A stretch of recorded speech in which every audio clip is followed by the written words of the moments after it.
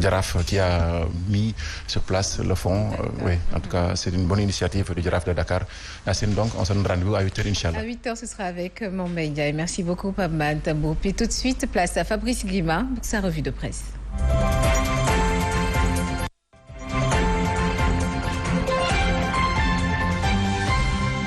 Sénégal, bonjour. Retour sur le trafic de faux médicaments avec la tribune qui nous renseigne que Ndeketeyo, le Sénégal est dans la zone rouge. Pourquoi? Eh bien parce que le Sénégal est devenu la plaque tournante d'un business de la mort. Et c'est avec la mort dans l'âme que la tribune nous renseigne 1,5 milliard de francs CFA de faux médicaments saisis à Kaolack. Bon, en plus de 649 kg de comprimés testés positifs à la morphine pure, il y a de quoi dire oui Samandeyo. Si on en croit la tribune, le journal du groupe des médias d'interroger qui sont derrière ce trafic qui menace la vie de millions de millions de citoyens en attendant de savoir tout sur cette histoire de trafic de faux médicaments avec à la clé 1,5 milliard de francs CFA de faux médicaments saisis à Kaolack. Retenons tout simplement et tout bonnement ce qu'indique le journal du groupe des médias, à savoir le Sénégal. Le Sénégal est devenu la plaque tournante d'un business de la mort. En tout cas, mortelles sont les informations livrées par Direct News autour justement de la saisie record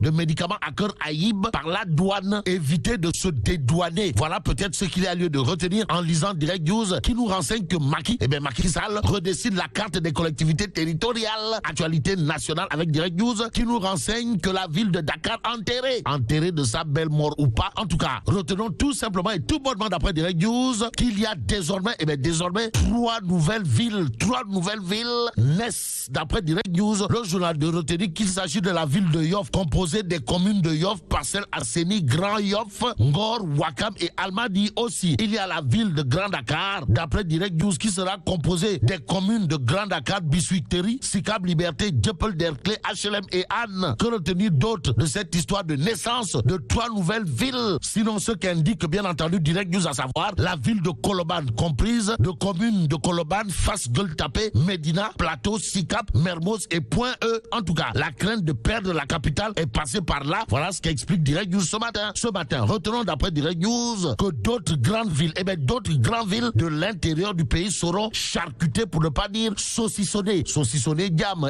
L'exclusif quotidien nous renseigne du redécoupage administratif, histoire d'indiquer une forte adhésion des populations. Les populations de Kornyaïlo, Adjamnia, Johan, passant par Diakhaï, Nyakourab et Ndoukoura, jubilent d'après l'exclusif, tout en saluant la réparation d'une série de torts causés à l'ex-communauté rurale de Sangalkam. Vrai ou pas, Warou Pitch ou pas. En tout cas, 24 heures quotidien et avec Amadou Diagne, président de l'UFP, qui sur le découpage administratif du département de Pikine d'indiquer ce découpage c'est pour les populations et non pour les politiciens. Loin des histoires de politique politicienne, il y a Sud Quotidien. Le journal en tout cas s'arrête sur la contestation des conclusions de l'audit du fichier électoral, histoire de révéler l'opposition en mode veille ou pas. En tout cas, Sud Quotidien d'expliquer une médiation et ou conciliation autour du fichier électoral pour nous renseigner qu'on se dirigerait vers une décrispation du champ politique. Et pour parler politique, il y a l'As Quotidien qui donne une information Kouroubaïfal et Mboldemouride. Il est question de quoi encore?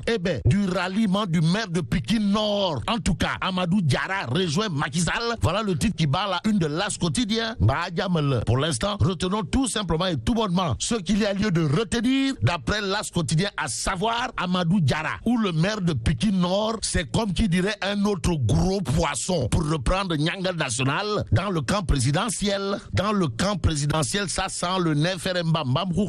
D'après le quotidien, le journal en tout cas nous renseigne, Mbaye Ndiaye pique, Amadou Ba réplique. En tout cas, querelle des parcelles. Voilà le titre qui bat la une du quotidien, le quotidien. Le journal en veut pour preuve le choki de Mbaye Ndiaye en direction de Amadou Ba, à savoir, fais attention à ceux qui te poussent à des combats. Va-t-on vers un mortal combat entre les deux hommes politiques? En tout cas, le quotidien, au chapitre du Tontou du Foroch, nous renseigne que Amadou Ba dira à Mbaye Ndiaye, tu vas me permettre de te concurrencer auprès de Macky Tchokodakei. En attendant, dans Réumi Quotidien, celui qui monte au créneau pour zigouiller complètement, pour ne pas dire totalement, monsieur le ministre de l'eau, c'est Lansana Gagny Sakho, et c'est Lansana Gagny Sakho. En tout cas, cas, l'ex-DG de l'ONAS dans Réumi Quotidien ce matin dit billahi, wallahi, tallahi, j'ai quitté l'ONAS à cause de Serigne Mbaye Thiam. Ça veut dire quoi? Eh bien, ça veut tout simplement et tout bonnement dire, d'après Réumi Quotidien, que si monsieur Lassana Gagny Sakho, ex-DG de l'ONAS, a quitté la boîte, eh bien, c'est à cause du ministre en charge des Khalébourer, Astafourla, du ministre en charge de l'eau. Ne point mettre de l'eau dans son vin. Voilà ce qu'entend faire Lassana Gagny Sakho à propos justement de Serigne Mbaye Thiam. En tout cas, un oujubillahi mina Serigne Mbaye Thiam Rajim, voilà ce que semble dire Lassana Gagny Sakho, ex-DG de l'ONAS, dans le quotidien Réumi. Et pendant ce temps, Cheikh Oumar Anne fait la une de l'Évidence quotidien. Le quotidien Évidence titre Grand oral du ministre de l'Enseignement supérieur, Cheikh Oumar Anne légitime le parrainage et demande son maintien. Aussi, Anne s'est prononcé sur la décision de la Cour de justice de la CEDEAO de l'affaire Sweet Beauté et des infrastructures universitaires. Et pour parler justement des infrastructures universitaires, il y a dans Direct News le professeur titulaire Marie-Théo Niane qui corrige et au bic rouge Cheikh Oumar Anne. À quel sujet? Eh bien, au sujet du retard dans les chantiers de l'université Amadou Mahtarmbo. En tout cas, Marie-Théo Niane rétablit la vérité des faits. Voilà ce qu'indique Direct News. Le journal de souligner les propos de l'ancien ministre de l'Enseignement supérieur et professeur titulaire de classe exceptionnelle de son état, à savoir, ce dossier était quasiment réglé au moment où je quittais. J'avais fait signer aux 3 sociétés membres du groupement un engagement